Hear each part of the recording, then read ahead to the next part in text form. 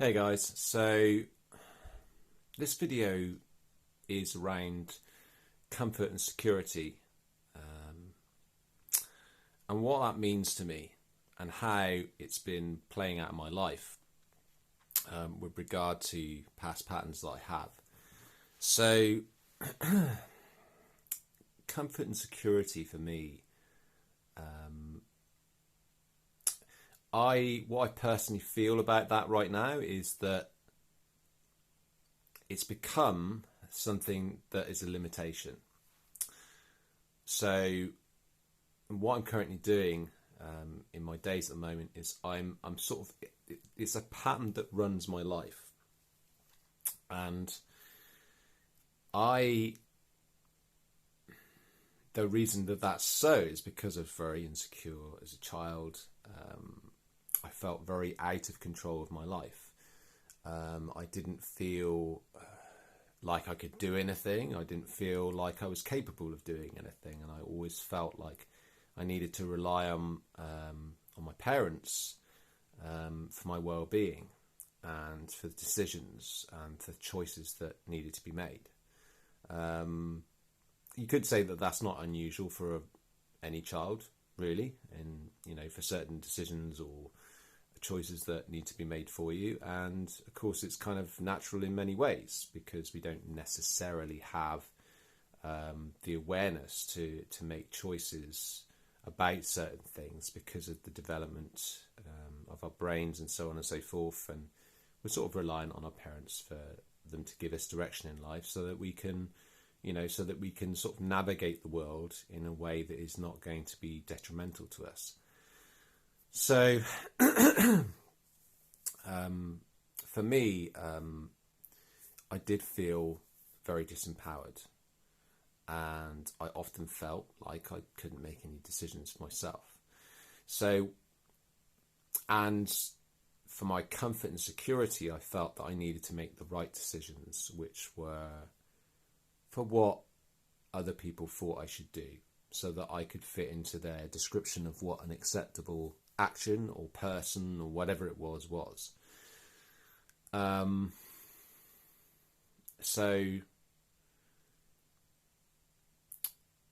the way in which this rules my life is that I spend my days just barely scraping by and just doing enough in order to tick the box of I've done what I needed to do, so that I don't have to, so that I can sit, relax, feel better about myself, feel better, not feel great, just feel better about what I've done, that I've done something that is acceptable, that is pleasing somebody else, or pleasing in this case it's pleasing a part of self that doesn't want any disruption, that doesn't want to feel any pain, or get anything wrong, because again that's another pattern for me that is a huge part in this.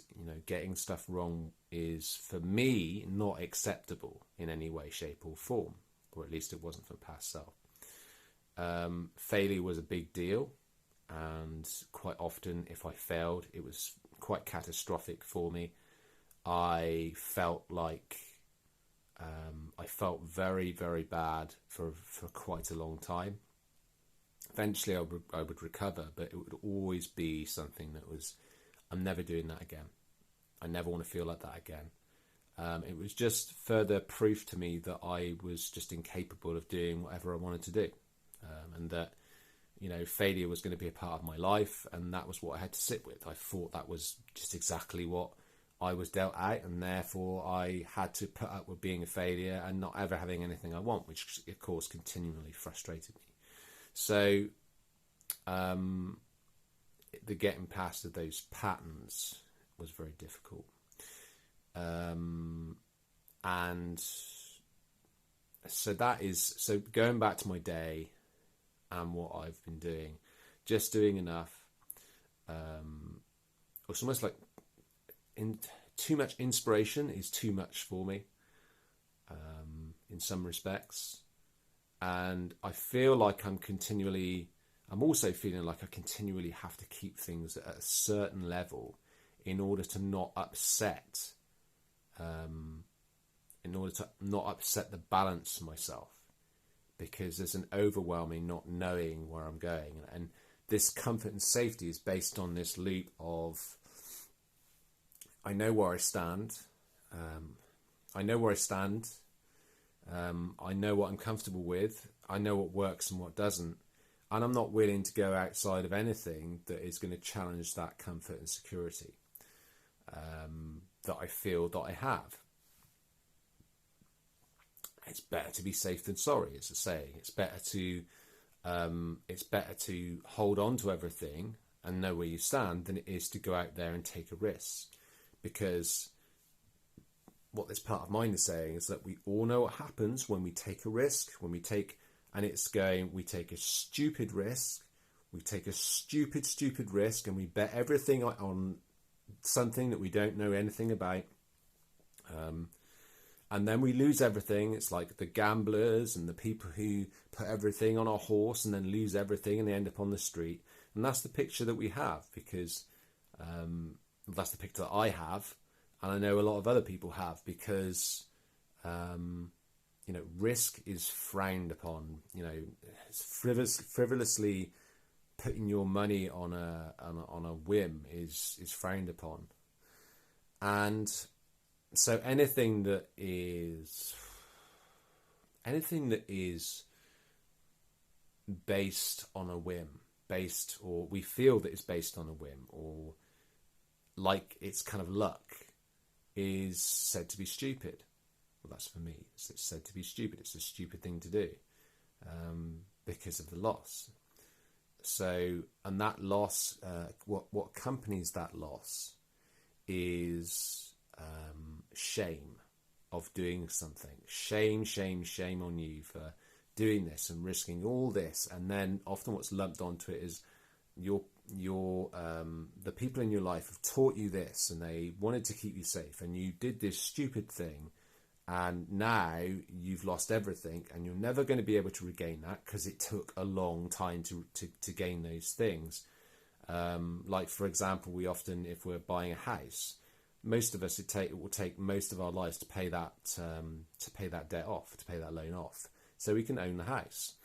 We're paying for cars and various other different things, and we never own the car, but it's all about survival, security, having a roof over your head, being safe, and experiencing life in a box, a bubble. And so I've really gone off track with this, to be honest, but and not totally off track, but I've gone into a deeper explanation.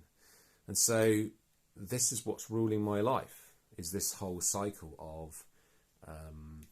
of being safe, doing enough, satisfying myself, or trying to satisfy myself with much smaller than I truly would like in my life. And never taking any risks, because what it's classified as, to take, not risks, but they are risks, but never stepping forward into life and, trusting yourself because of what's happened in the past.